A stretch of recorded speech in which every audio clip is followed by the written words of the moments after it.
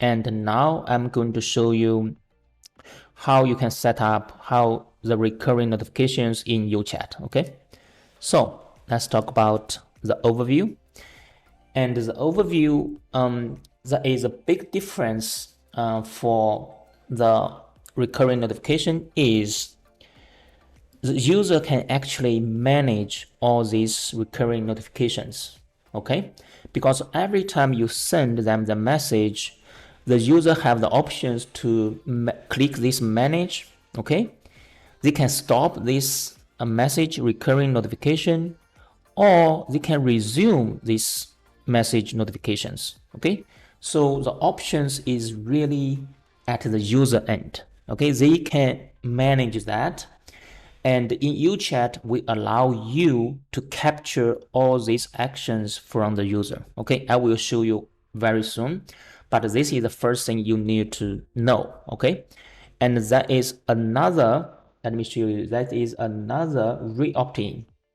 So re-opt-in is by default, if the user opt-in, for example, daily, right?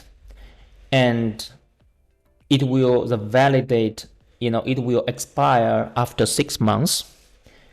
And if you have the opt-in enabled, re-opt-in enabled, and then after 6 months, Facebook will send the re-opt-in directly to the user. Okay, you do not need to send that again. Facebook will send that. Okay, if you keep the re-opt-in disabled, and then after 6 months, this will be expired. Okay, so this is another settings you can control. Okay, I will show you a little bit in the next video, but that is how you can manage opt-in and also re-opt-in settings. Okay, now let's talk about the best practice, how to send these recurring notifications.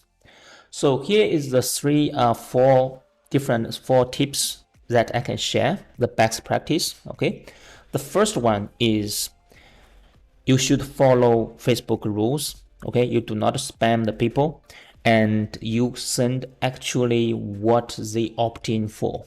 Okay, make it relevant and ask for the permission. So that is the first rule. Okay, and the second is because the user can easily manage resume and stop the notification, so you need to set up kind of the flow or automation to capture those actions. Okay, so if the user stopped anywhere in your recurring message, if they stopped the message, you should able to add the tag so that when you are sending the next day or next recurring notifications, you need to exclude this user from your list. Okay, same, if the user resume notification, you should add them back to the audience, right? So that is something you need to think about, and you need to handle that part of automation.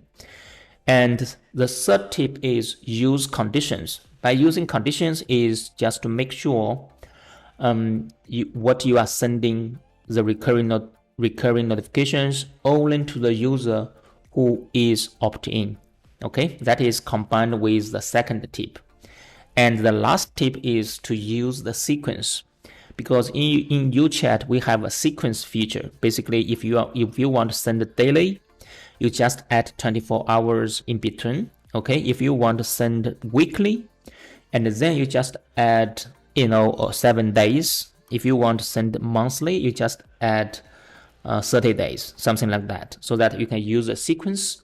And in that sequence, after the weekly or monthly, it will trigger another flow to the user. Okay, so that's the best practice we would suggest to use, and I will show you next how to implement this step by step in the daily, weekly, and the monthly recurring notifications. So now